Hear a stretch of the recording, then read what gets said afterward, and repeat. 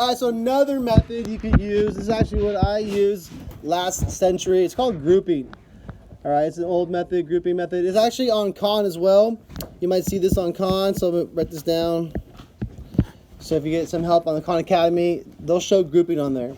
All right, so basically what we're doing in this is we're going to be splitting the middle coefficients and then using GCFs. All right, so we're going to use a little, for grouping, you're going to use a little graphic organizer to help you keep organized here. You might have seen this before somewhere else. It could be called a big X or a diamond problem. So we're going to put a big X there. So we're going to fill these 4 parts out based on what we're given. So the top is A times C, A times C. That means we're going to take the A value and multiply by the C value. And the way to remember this is the other part, B, goes on the bottom. B goes on the bottom. Okay? Not the base, but in the bottom of the X. Okay, so remember B for bottom and then A times C on top. Now on the sides, these numbers, those are the numbers that are going to multiply to equal the top and then add to equal the bottom. All right, so let's try another one for this problem that we have our example of. So I'm going to make a big X over here. A times C, that's going to be a 4 times negative 15. What do I get? Negative 60. And my B value goes in the bottom. Negative 4 is in the bottom. So we're looking for 2 numbers that multiply to make negative 60 and add to negative 4. Negative 10 times 6.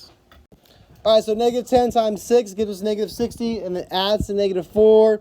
Now this is where we're going to split the middle. So we're going to take these 2 numbers, negative 10 and 6, and we're going to split the middle coefficients. That's negative 4 right there, negative 4x. So I'm going to split it. That means I'm going to write down negative 10x plus 6x, because that's true. Okay, if I simplify that, it would go back to the original. Now I'm going to drop down the first and last term, 4x squared, and then minus 15 over there. So now what we're going to do is look to GCF 2 terms at a time. We're going to GCF 2 terms at a time. So looking at the first 2 terms, is there a GCF between those 2 terms? What is that GCF? That's it? 2x. They both have a variable, so you can take out the variable x. So if I GCF 2x out, that leaves me with what? 2x minus 5.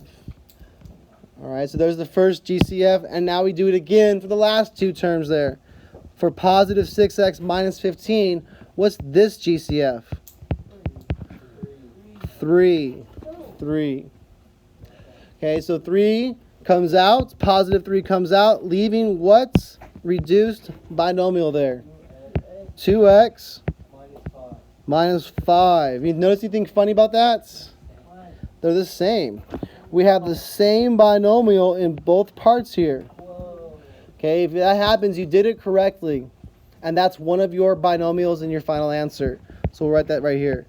2x minus 5.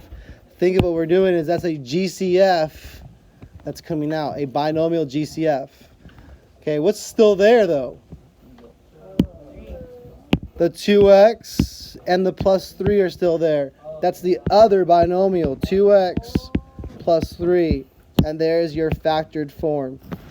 May the math be with you.